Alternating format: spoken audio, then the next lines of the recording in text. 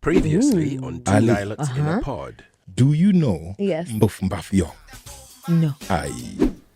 You need very gifted people to educate gifted people. Yes. Bugami. Hey. Who can? Bugami. I know. I love that song. I don't like pasta. Ali, Huyo ni nani? do you know Ohiki? Previously on Two Nilotes in a Pod. Possibly, maybe the cross that the Christians have might be a convolution of a cross that existed Yes. before Okay. Christianity that Yes. had a deeper global meaning. Bless my room when I wake up early and Previously on Two Nilotes in a Pod. That I know. I feel Iron Man. Iron Man. Yes, I'm quirky. I was today years old. Yes. We are very privileged to have him himself, the Yes. Jatel, Yes. Jock himself, Oh, wow. Ted Josiah. Asante, guys. Tell us something about you that makes you feel unique. Politics as a career is going to become extinct. Previously on Two Nilotes in a Pod. So is democracy. Hold that thought. Hold that thought. I'll leave it at that. This is where I belong now. Ali. Yes, the Kikombe. Ali. person umemark. I'm here for Ali alone. What would happen when two Nilotes enter a pod? But we all have different stories. This is Two Nilotes. In a pod? Why did you name your podcast so? But our stories are different. Yes. I am the Kikombe. And I am Ali. Thank you for being here. Watch our previous episode. Ali. The Kikombe. Ali. The Kikombe. Nimekuita mara ngapi? Mara mbili. Ali, tumeketi na nani? Tumekedi. Ni usijali Wewe, kaisambeste wewe. imeingia wewe. Mbufu mbafu ndio hiyo. Buff buff. We're getting to Tumeketi. know more Yes. about Ted Josiah, Yes. and I can tell you, our brains are they're expanding. Being stretched. I don't know about you, but I'm stretching my brain here. Yes, and I'm enjoying it. Yeah, Yeah, already I have homework. I need to go and think about some things. loads. I don't know about you, but check out our previous episodes and get to see. So our segment is Engage the Nilot. Engage a Nilot. Ali and I are asking questions. We have a set of 13 questions with 3 breaks here and there. We ask guests that will come onto our pod. Yes. We're very privileged to have Ted Josiah himself to share with us. Ali is going to ask the next question as Okay. we continue this in seriously engaging conversation. Yes. So, earlier on, you had mentioned that there's some people called politicians who might be not so relevant in the coming years, and as well as democracy, right? So, taking from the context of your country, Kenya, in your opinion, does democracy unite or divide? Democracy in Africa and globally is dividing. It's been divisive. When is the last time that we had a UK Prime Minister that was elected and stayed more than 2 weeks? It's been back to Margaret Thatcher days. After Margaret Thatcher, there was John Major, and then things just took a dip to God knows where. How did that pan out for the economy? Terrible. Horrible. It led them to Brexit. When you think about the Thatcherism, and you think about industry, and you think about manufacturing, and you think about Leyland, Bedford, Twyford. Do you remember what Twyford I was? remember Twyford. Twyford, there's trucks. Twyford, Bedford was the trucks, Leyland was the trucks, Twyford was the toilets and all those. Oh, Yes, yeah. exactly. Twyford. That's why I Yes, said. yes, That's yes, why I Twyford. intentionally asked that question. Ooh. Yeah. They don't exist anymore. They don't exist anymore. What happened to manufacturing?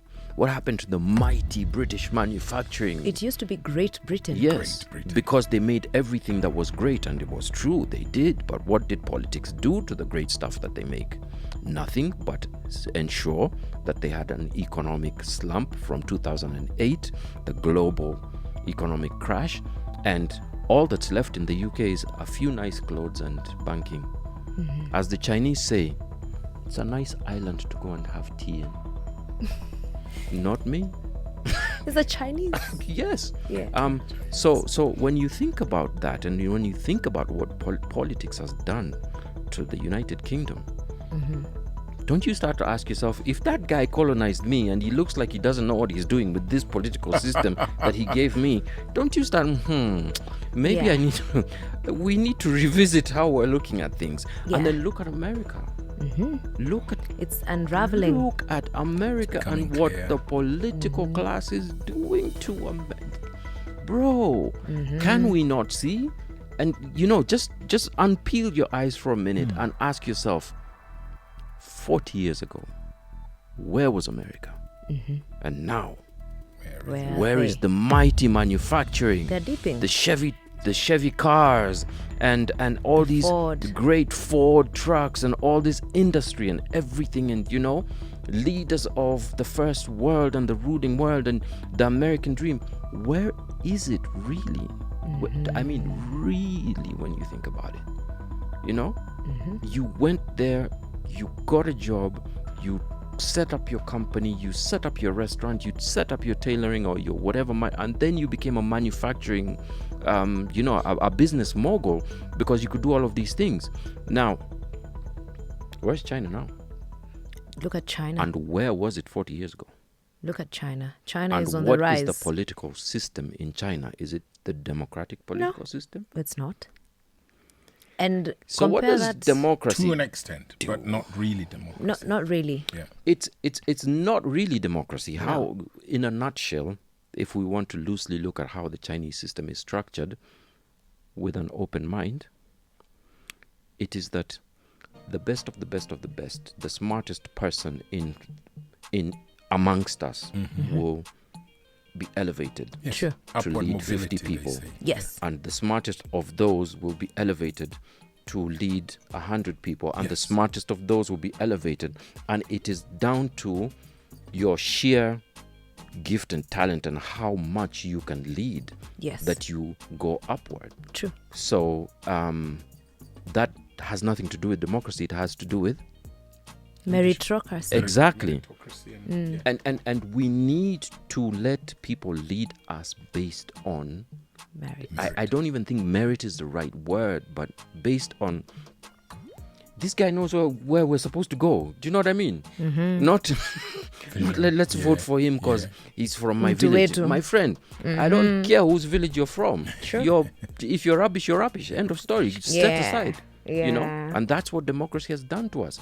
And then it has become also now, because that guy is not from my tribe and he's president, I'm not going to obey. I'm not going to support him. I'm not going to, So how is it building the nation? How is it building unity and all of that? And we really, really, as Africans right now, we need to focus on unity and self-reliance.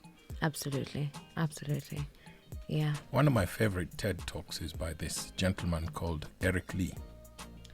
And he talks about a tale of two political systems, and he gives an argument why he thinks democracy is not the right thing for the world.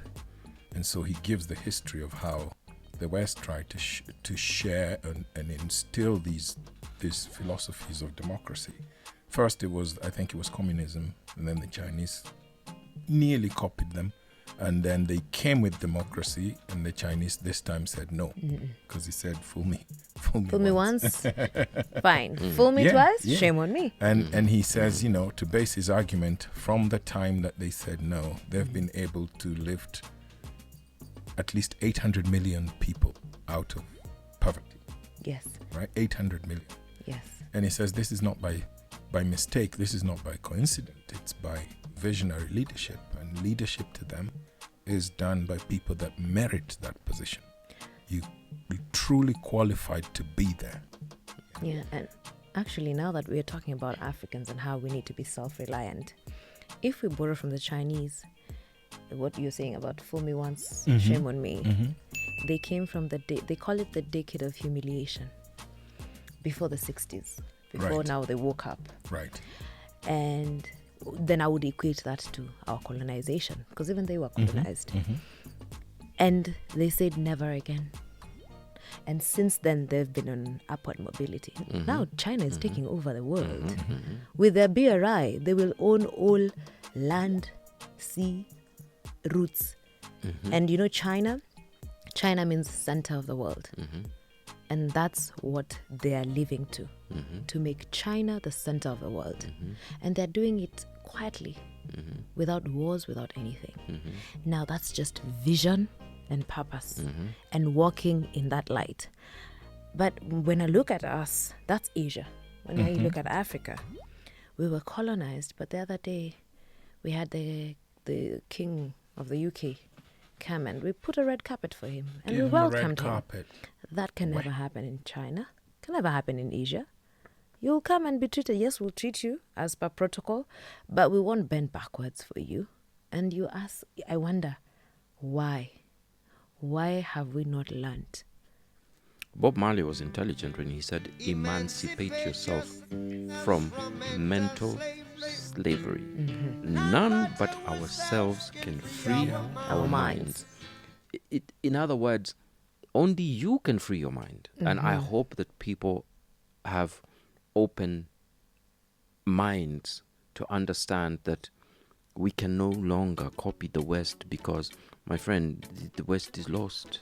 It's and lost. that's just I'm sorry to say it, but it's just a fact. The West is going in such a way that if I were to ask you what holds the British economy together, chances are you wouldn't say anything really to do with industry. If I were to ask you what holds the US economy together, chances are you wouldn't say anything to do with industry. Now, industrious nations are the only nations that thrive and surpass everybody else. If you want to control the globe using war, at some point, It's people gonna end. wars take people to initiate. At some point, people get tired. Fatigue. There comes a generation that says, you know what, you go fight the battle by yourself. Yes. I'm not going. Yes. Yeah. That's now on you. Yes. So what are you going to do? Yeah. Mr. Politician, are you going to take your son out and tell him, you take the gun and go and fight? Hell no. Which politician's son have you ever seen fight a war? Not that I know of. Yeah. Exactly. So at some point, all of this becomes of no meaning.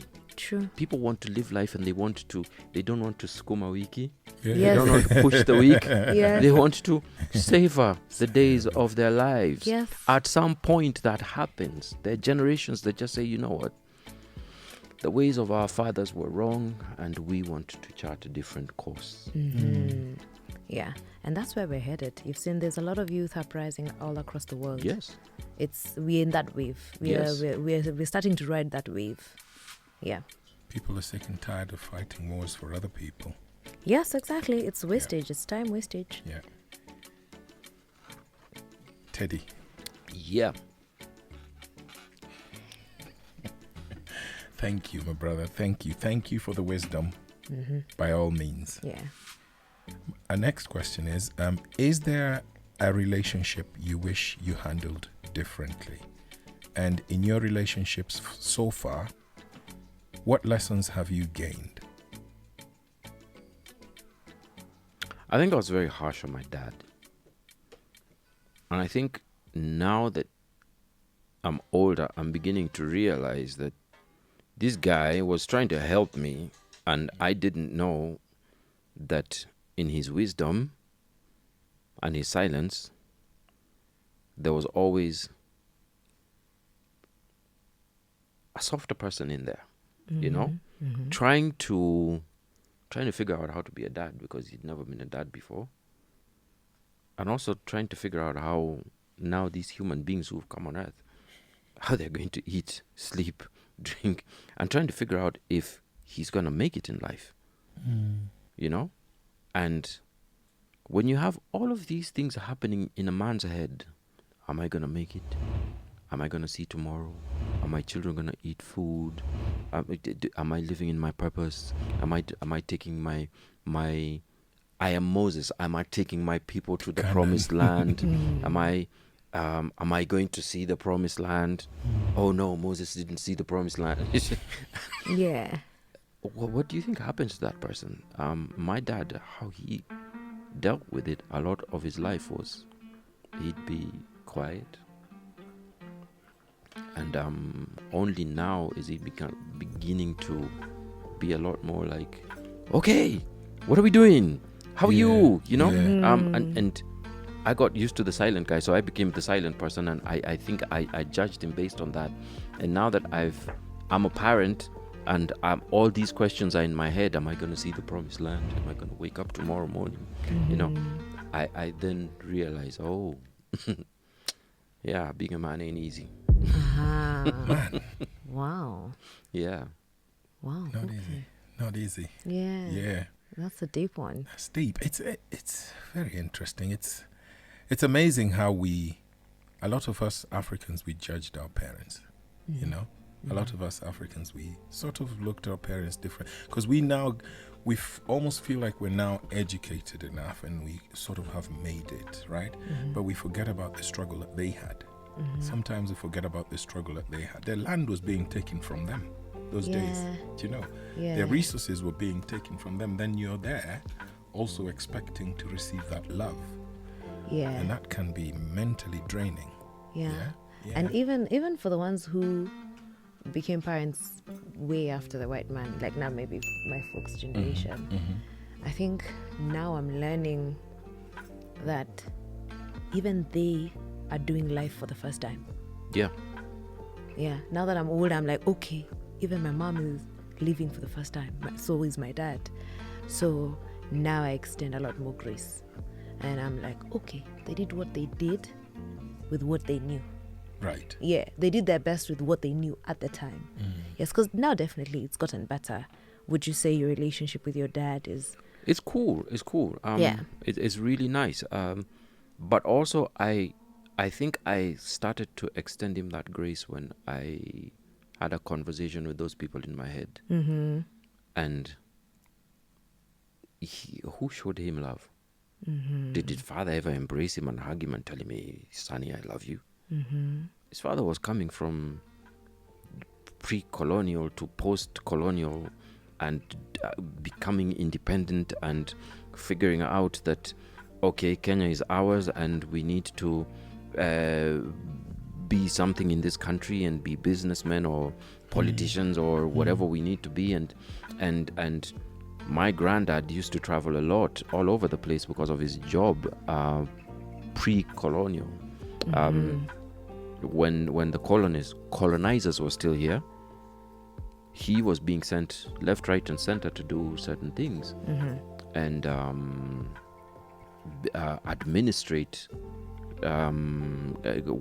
administrative work. So he didn't have time for his family because remember, there was no highways or anything. No. So if you were sent to Kajiado from Kisumu, just imagine. To take you like 4 days.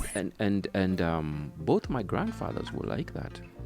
And then comes my father and mother's era, where they hardly spent time with their parents, and they were being told, okay, now Kenya is yours, so go out, study, get a job, work a 9 to 5, Be something. and be something. And then what got lost in all of that is every society, this is what's very unique about every African society. The little children would be left with the grandparents during the day, and the grandparents would then teach those children the ways of The community. the community. Yes. It was the responsibility of your grandmother to teach you how to be a girl. It was the responsibility of the grandfather to teach you how to be a boy. So it's not your father and mother who were going to teach you. It was Your your grandparents. grandparents. And all of that got lost. And it's still lost.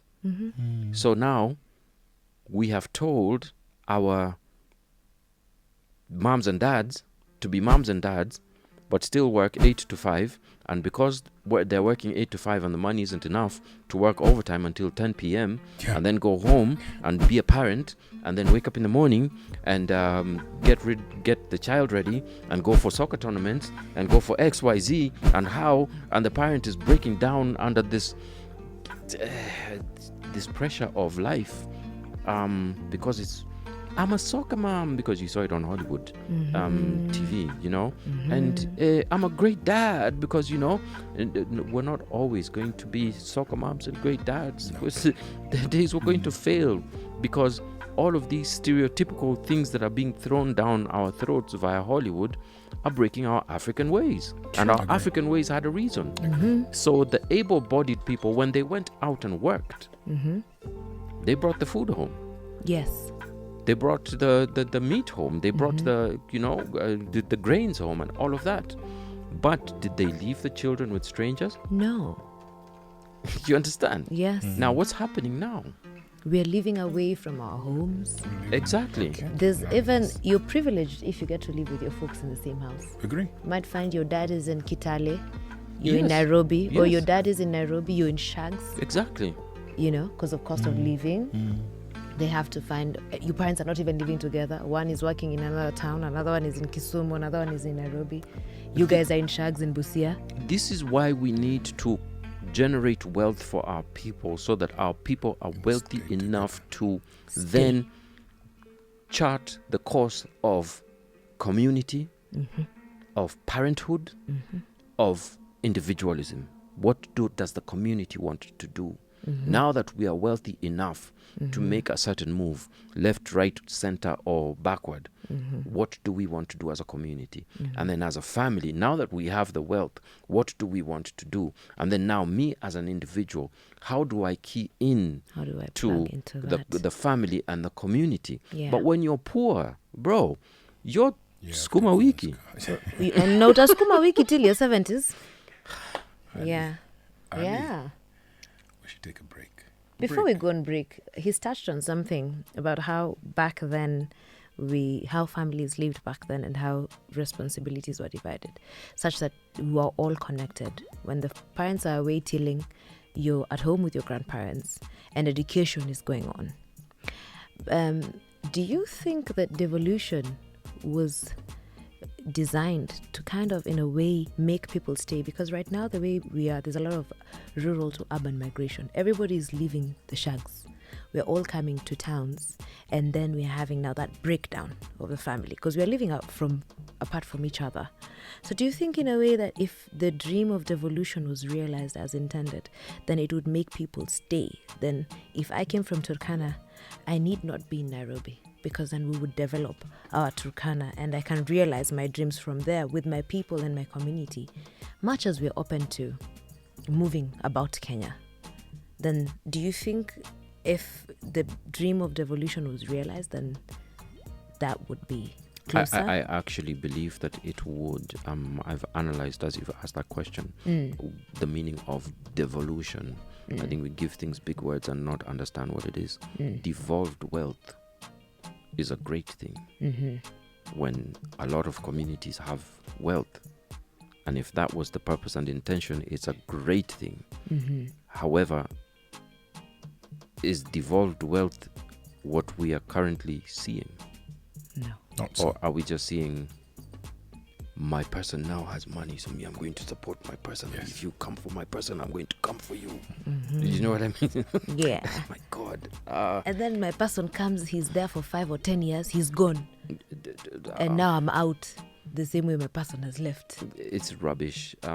It should be a system of devolved wealth which generates industry, manufacturing, value add for the communities, and those things then create comfortable lifestyles for our people. And when I say comfortable lifestyles, I'm not saying everybody live in 20-bedroom mansion, but I'm saying everybody have a comfortable way of life and decent, to be able to enjoy life. And we need to also ask ourselves, what is enjoying life? What really is enjoying life? Yeah. Because it means something different to everyone. Yeah. What do you think enjoying life is? I'll let you know when we come back from the break. Okay. See you in a bit. This is where I belong now. Ali. Yes, the Kikombe. Ali. This person umemark. I'm here for Ali alone. What would happen when two Nilotes enter a pod? But we all have different stories. This is Two Nilotes In a pod. Why did you name your podcast so? Our stories are different. Yes. I am the Kikombe. And I am Ali. Thank you for being here. Watch our previous episode